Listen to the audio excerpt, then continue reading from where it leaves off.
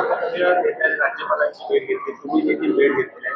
विरोधकांचं असं म्हणणं आहे की धनंजय मुंडेंचा राजीनामा द्यावा. काय नाही, कॉमन मागणी त्या ठिकाणी केलेली आहे.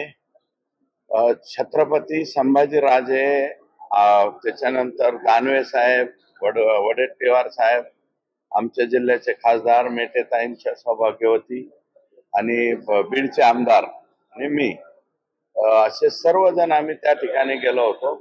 एक कॉमन मिनिमम प्रोग्राम जे म्हणतो ना आपण, तसा कॉमन सब्जेक्ट हाच होता की या तपासावरती आणि याच्यावरती परिणाम होऊ नये म्हणून श्री धनंजय मुंडे साहेबांचा राजीनामा त्या ठिकाणी घ्यावा किंवा त्यांना बिनखात्याचं मंत्रिपद द्यावं.